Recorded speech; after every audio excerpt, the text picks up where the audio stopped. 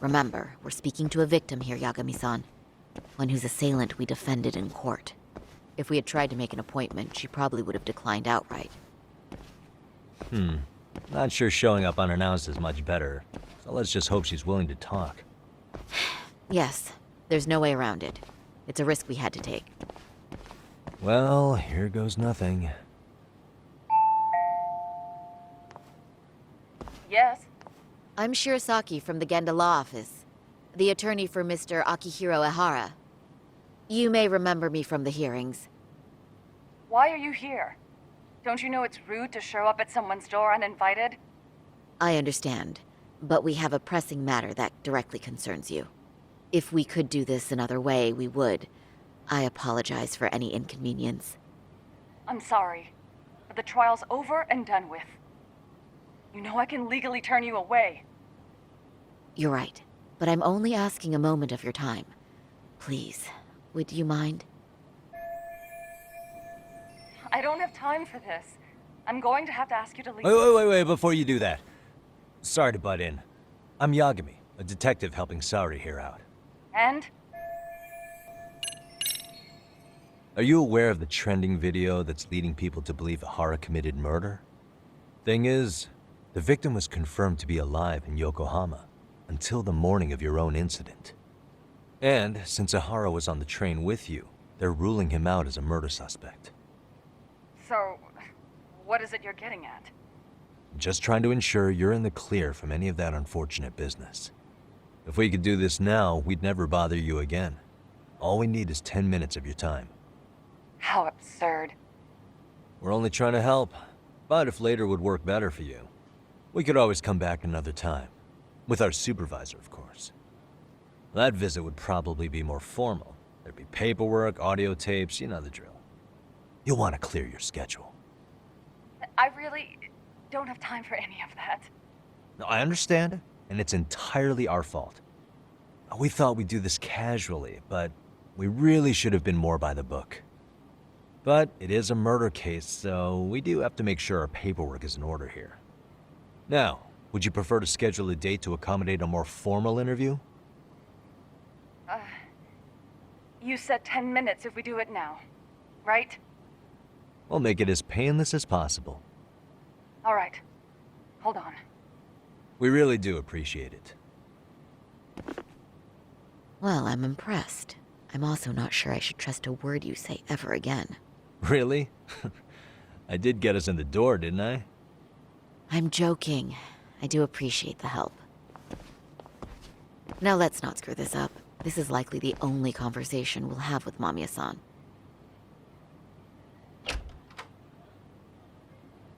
Hello. Hi there. Hi. Again, we apologize for the intrusion. Let's just get this over with already.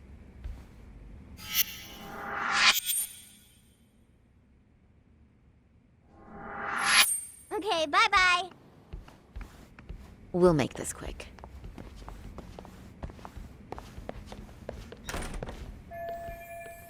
Suspicious.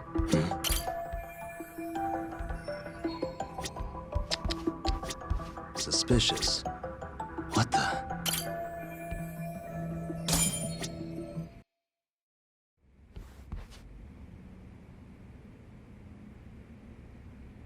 So, Doc, I've already told the police and the court everything they could want to know about that morning.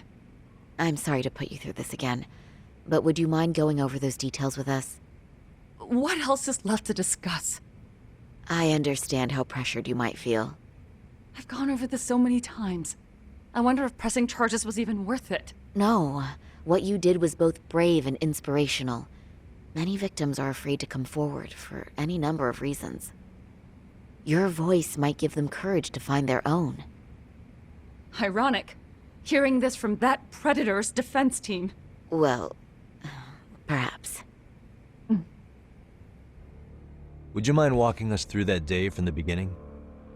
It's nothing so mysterious. I was just on my way to work when some man grabbed my butt. That's all it was. Nothing else was out of the ordinary that day? Correct. Not to pry, but where is your husband today? Still at work? He usually doesn't get home until later. On that note, I have to feed my son, so let's get this wrapped up soon. We'll try our best to. Moving along. On that day, you and Ahara-san boarded the train bound for Ikebukuro, correct? Had you ever seen the man before then? No. At least not that I can recall. How many times must I go over this? Your lawyer friend here already knows everything I have to say. What do you gain by getting me to repeat things? That's the thing. Yagami-san here is a specialist. He can take whatever you repeat, analyze it, and draw up an entirely new conclusion. Right? Of course. That's exactly why I'm here.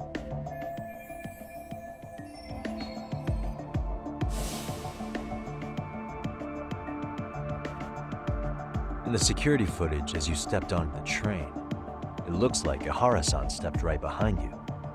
Were you aware of his presence at this point? I was. It felt like someone kept pushing up against me with no sense of personal boundaries. I remember second-guessing myself at the time, thinking it was normal for the train to be that packed. Then the train took off while you were stuck in that situation. Yes. And then I felt the back of his hand against me. It kept getting worse from there, to the point where he went under my skirt. And the pig had the nerve to write it off as an accidental brush on a crowded train. But that kind of touch wasn't accidental. He even grabbed at me. Truly awful. And I do sympathize. I've also had to turn in an abuser like that. Personally speaking, some men can't wait to debase themselves at the first opportunity. Why would you say that and look at me? I just stood there, frozen. I couldn't see who was touching me. I had no idea what to do. I wanted to scream. But what if he just played it off? So I decided I would bear it till the next station. Are you okay, Mommy? I'm fine, sweetie. We're just having a bit of grown-up talk. Are you hungry? Uh-huh. Then go read your book and wait over there for Mommy. We're almost done.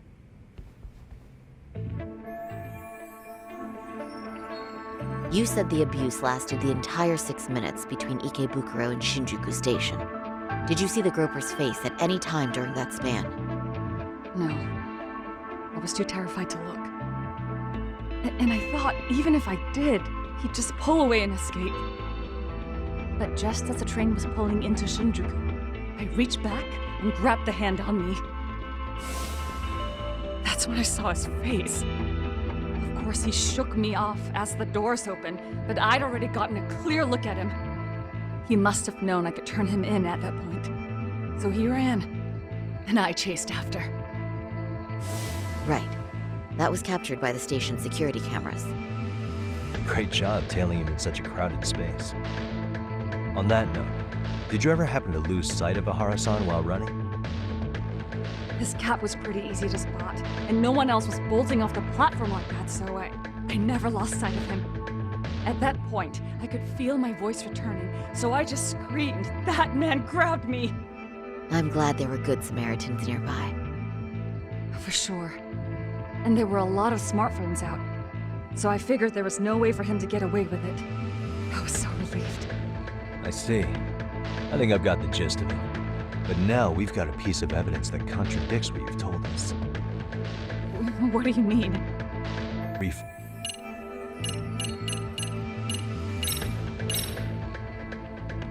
Well, on the same day, at 6:30 a.m. in Yokohama, a student teacher named Hiro Mikoshiba was sent off to work by his mother. But he was soon abducted near his home, only to be found dead much later in Ijincho. Is that... According to the video, Ahara-san here is the murderer. what? He killed Mikoshiba in cold blood to get vengeance for his bullied son. His kid was about to graduate high school, but instead, he took his own life. So Ahara took it upon himself to punish his son's tormentor. That's awful. But now we come back to the issue here. If this footage is authentic, then Ahara-san couldn't have been your assailant. The victim's estimated time of death and Ahara-san's time of arrival in Tokyo simply don't allow for it. It's just not possible for someone to make that commute. But there's the flip side. If Ahara-san was in fact your assailant, it would mean this murder footage is a fabrication. I don't know what you expect me to say after all this. Right? Now you know how we're feeling. That's why we came to see if you had any leads for us. So that's what this is about. After hearing your story, I have no doubt you endured a lot that day. Which would obviously mean that murder video was faked. Then, who shared that video? And why? Wish I knew. Based on the quality, something this convincing would need quite a budget. Whether it's CG on top of real murder footage, or just a rock-solid AI creation, no way it was cheap. So why go through all this effort to fake a murder? Who would benefit from it? But I have to say, I feel much closer to piecing this puzzle together with your help today. Thank you very much for your time. Yes, and rest assured, this will be the last time you see us. Our apologies for the unexpected visit, and for dredging up unpleasant memories. It's fine. So long as this is really the end of it all.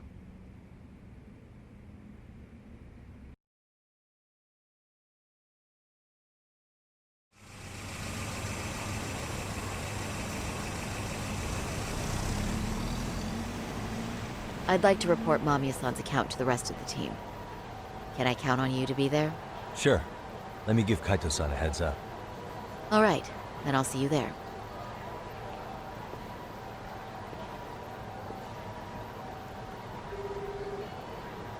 Yo, me. Hey, I just got back to Kamurocho. Everything good? Any news? All good here, man. What's with you? You worried Arcade got to me or something? I mean, they did run their mouths about stabbing us in the back. But if you're good, I'm good.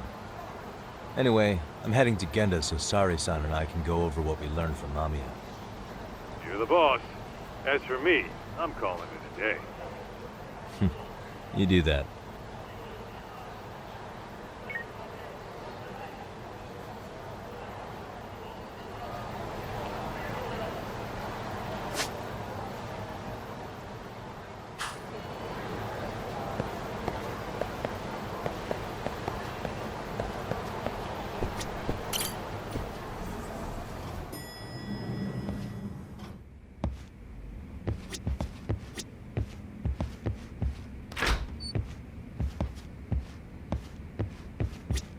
Are we ready, Yagami-san?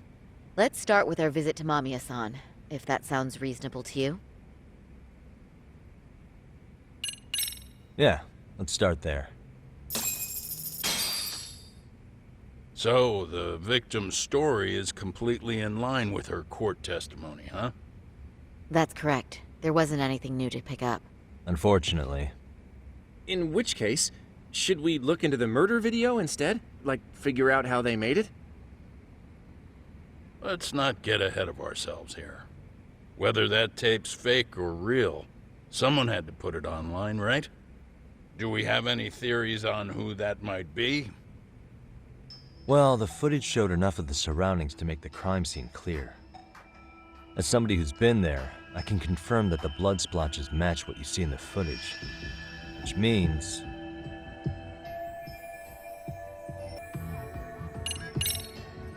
the murderer's accomplices have to be the ones who posted it for him.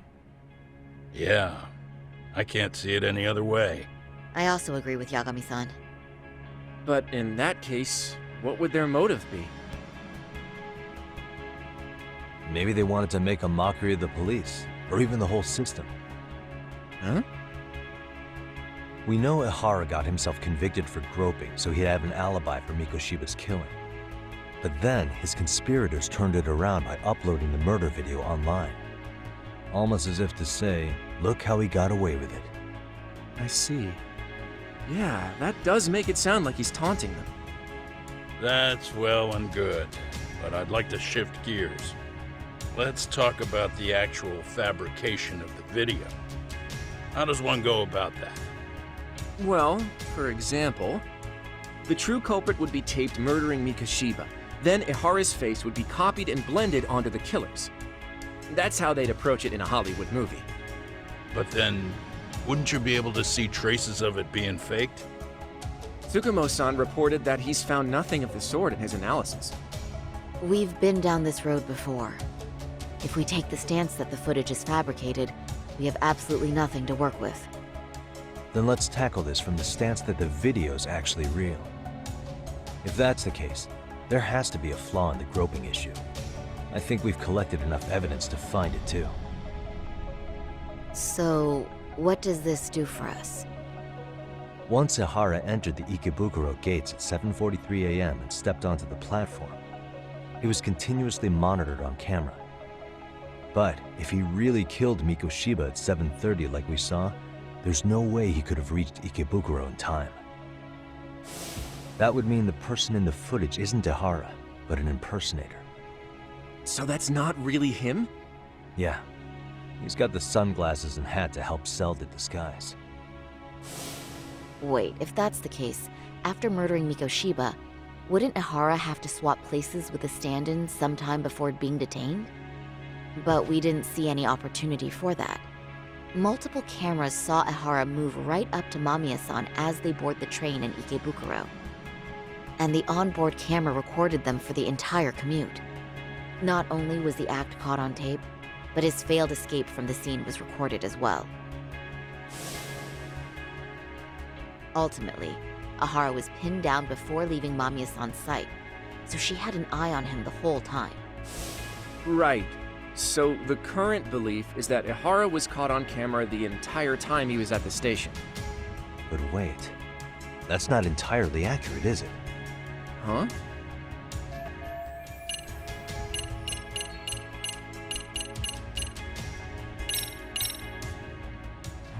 Remember how we mocked up a diagram of the Shinjuku station platform? Yeah.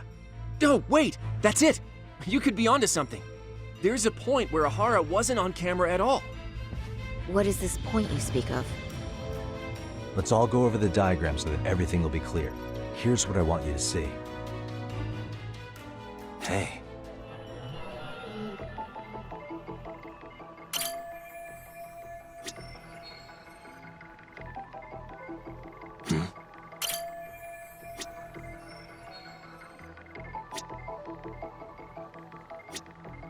What the? It's very brief, but there's a moment where Ihara and Mamiya-san can't be seen by the security cameras. The dotted lines on the arrow represent the camera's blind spot. It does appear so. So you're saying this is where the groper, the fake Ihara, traded places with the real one? Can't say it's impossible, right? Right. Except if that actually happened, Mamiya-san would have been right behind them at the time. Could the two really swap places without her noticing? In a crowd like that, I think it's feasible. If that really was Ihara's plan, then I'd say he was being careless. Careless? How? Well, on the day of the incident, the station was packed for morning rush hour. That means there was no solid guarantee the assailant could make the switch. He could have been nailed by any random passerby before reaching the blind spot. Good point. Not only that, if Mamiya-san had called for help while the train was still moving, then the first Ihara would have been caught before even reaching the platform. Oh, I mean, yeah! Called it. Think about it, Yagami-san. Why would Ihara's accomplices meticulously plan out every last detail of this alibi, only to leave such a crucial component to chance, as Hoshino-kun pointed out? Oh, just doing my job. True. Good work, Hoshino-kun. In fact, I think that may back up my own take on it. Yeah? What if everything, including the appearance of leaving the plan to chance, was part of the plan? Can you expound on that? I'm saying I agree that such an airtight alibi wouldn't have allowed for contingencies. And that takes the question to another level. Just how far did they line up the pieces in advance to make the swap work? Are you saying there's more to it than we discussed? What did we miss?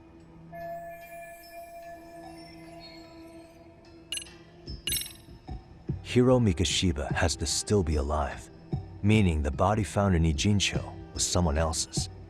Well, Kanagawa PD already determined that the body belonged to Hiro Mikoshiba. The body had been decomposing for 2 months, but they were still able to match his prints and dental records. Of course. Was that all? You made it sound like you had this whole thing figured out. No, hang on. Something just hit me. Ihara secured his alibi for the murder by swapping with a stand-in at the Shinjuku Station blind spot.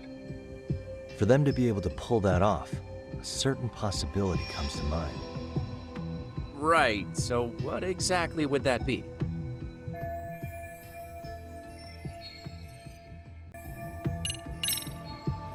I know this won't go over well, but what if Mamiya was colluding with Ihara all along? Huh? Bear with me. Let's say Mamiya was in on this, and knew about the imposter in advance. If that's the case, the swap could happen right in front of her and no one but the three of them would know. You're saying the victim of a groping conspired with her assailant beforehand? That's ridiculous. Let me just say, I'm only trying to work out how a swap like that would be guaranteed to work. Now, if Ihara and his stand-in both know that Mamiya will pretend not to have seen them, they can trade places in the blind spot with impunity. Conversely, if Mamiya wasn't in on the plan, the idea of a swap would never work. We can say with certainty that she would have seen the swap, so... She could have even called attention to the real Ihara the moment he stepped in. That way, the people around her would be focused on chasing the correct assailant. The rest is as we know it. They caught Ihara and detained him until the police showed up. Hold that thought. If your theory is accurate, what about Ihara's trace evidence? Remember that fibers of the victim's underwear were detected on his hand. Well, that can also be explained by Mamiya being in on the plan. For example, while the stand-in was showing himself at the security cameras, Mamiya could have easily provided Ihara access to a pair of underwear at the same time. Maybe the stand-in loitered around for so long because he was letting everyone else get themselves in place. It's not impossible. We can work out the other details later. But the point is, Ihara's murder alibi is shot if Mamiya was involved. In summary, it's possible Ihara disgraced himself to secure an unshakable alibi for Mikoshiba's murder. I'll concede that it's an avenue worth pursuing. And when it comes to the prosecution, they can't just admit they got the first case so wrong. Plus, they can't question Ihara about Mikoshiba's murder. In fact, their only option is to claim the tape was faked. So he managed to make a farce out of the system after all. Well, his court case for his son's bullying did get more or less thrown out, didn't it? The school, the investigative committee, and the court all agreed there wasn't enough evidence to convict anyone. No surprise for me that the guy held a grudge against the system for so long. Hold on. Before we all decide on this, What's up? the obvious question to me is why would Mamiya be party to such a crime? She appears more than financially stable, and she's even raising a child. So why would she do something so enormously risky as helping establish a murder alibi? Yeah, I haven't gotten that far yet. But maybe she was promised something that far exceeds the risk. Or maybe Ihara has some kind of dirt on her even? Enough to make her help with a murder? What sort of secret would be big enough to force someone into that corner? What info do we have on Mamiya anyway? Maybe we can spot a connection to Ihara through her profile. I'll pull her information, just a second. Oh, I just thought of something else those two would have guaranteed by working together. What's that? If Ihara wanted to use this crime as a murder alibi, he needed it to blow up into the public eye. But if he had chosen a victim who stayed silent, then nothing would have come of it. A solid plan would need to eliminate that variable, which means Mamiya being an accomplice was crucial to Ihara's success. That's true. Looks like Ihara pulled one over on the prosecution then. Had his accomplices right where he wanted them, even his victim. Once we learn how he's connected to Mamiya, we can root out the rest of his team. Let's see. According to her file, her maiden name is Yui Suzuki. 30 years old, so that's consistent. originally from Ota, Tokyo. Attended a private high school called Kurakawa Academy, later graduated from Toto University. Huh. Met her husband on the job, apparently. Her husband, Taichi Mamiya, is an industrial designer at Techno Zeta Inc. 6 years ago, she gave birth to their only son, Sota-kun, who's now in first grade. Hold on. You said she went to Kurakawa Academy? I heard that name in Ijincho. If I recall correctly...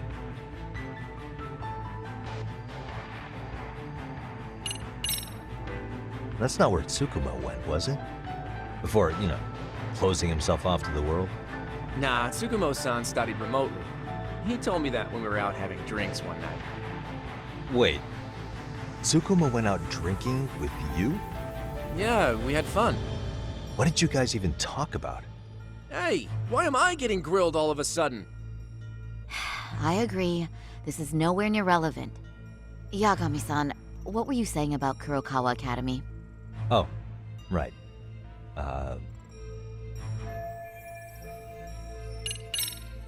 Didn't I just go there to investigate a bullying? Or am I losing it? That Seiryo High you went to? That's what it was. Why did I think they sound similar?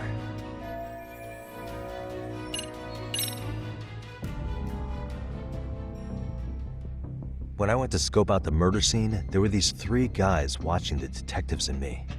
They told us they were just checking things out, but they mentioned they're Kurakawa grads too. You have any ID on you? Will my license work? Kake-san, age 30. Akaike-san, age 30. Mommy is 30 as well. What's that got to do with anything? Aren't we trying to find a connection between Mamiya and Ohara? I found the Kurakawa Academy website. Looks like they're pretty prestigious. It's in Tokyo, specifically in Ota. Pretty close to where Mamiya lived. Oh, What? the girls there get such cute uniforms. You little... You want to start all over from the bar exam? Wait, I've seen that uniform before too, actually. Where? On an old picture of a teacher at Seiryo High, Sawa-sensei. Ohara's son confided in her. Is she actually a Kurakawa grad too? I don't know Sawa-sensei's exact age, but she could well be 30. Maybe all of them are even classmates. Could this mean they're actually linked? The victim and her up-to-now unrelated assailant? It's a tenuous link at best. Could fall apart any time. But no true detective alive would pass it up.